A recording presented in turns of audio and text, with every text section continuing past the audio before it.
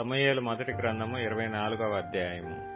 సౌలు ఫిలిష్తీయులను తరుముట మాని తిరిగి రాగా దావీదు ఎన్గెదీ అరణ్యమందున్నాడని అతనికి వర్తమానము వచ్చెను. అప్పుడు సౌలు ఇశ్రాయేలీలందరిలో నుండి 3,000 మందిని ఏర్పరచుకొని వచ్చి కొండ మేకలకు వాసములగు శిలాపర్వతముల మీద దావీదును అతని జనులను వెతుకుటకై బయలుదేరెను. మార్గముననున్న గొర్రెదొడ్లకు అతడు రాగా అక్కడ గుహ ఒకటి కనబడెను.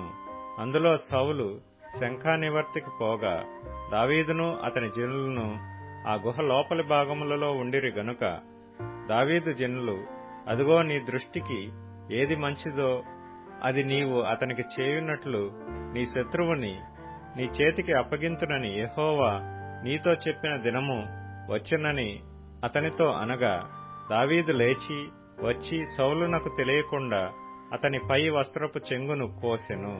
సౌలు పై వస్త్రమును తాను కోసినని దావీదు మనస్సునొచ్చి, ఇతడు యెహోవా చేత అభిషేకము నొందినవాడు గనుక యెహోవా చేత అభిషిక్తుడైన నా ప్రభువునకు నేను ఈ కార్యము చేయను, యెహోవాను బట్టి అతని నేను చంపను అని తన జనులతో చెప్పెను.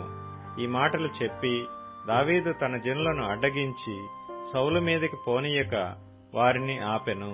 తరువాత సౌలు లేచి గుహలో నుండి బయలువెళ్లి మార్గమున పోయెను. అప్పుడు దావీదు లేచి గుహలో నుండి బయలువెళ్లి, నా ఏలినవాడా, రాజా అని సౌలు వెనక నుండి కేక వేయగా సౌలు వెనుక చూచెను. దావీదు నేల సాష్టాంగపడి నమస్కారము చేసి సౌలుతో ఇట్లనెను, దావీదు నీకు కీడు చేయనుద్దేశించుచున్నాడని జనులు చెప్పిన మాటలు నీవెందుకు వినుచున్నావు? ఆలోచించుము. ఈ దినమున యెహోవా నిన్ను ఎలాగో గుహలో నా చేతికి అప్పగించినో అది నీ కండ్లారా చూచితివే. కొందరు నిన్ను చంపుమని నాతో చెప్పినను నేను నీ యందు కనికరించి, ఇతడు యెహోవా చేత అభిషేకము నొందినవాడు గనుక నా ఏలినవాని చంపనని నేను చెప్పితిని.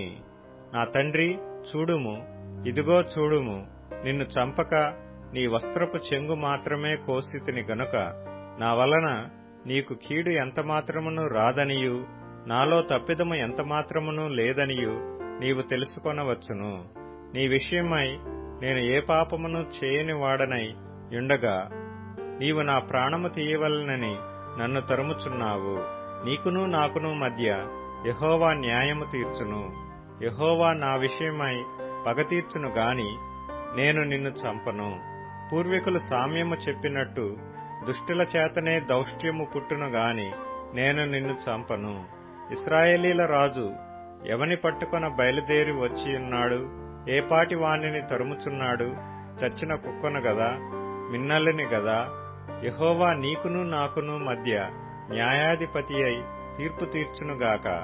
ఆయనే సంగతి విచారించి నా పక్షమున వ్యాజ్యమాడి నీ వశము కాకుండా నన్ను నిర్దోషినిగా తీర్చునుగాక.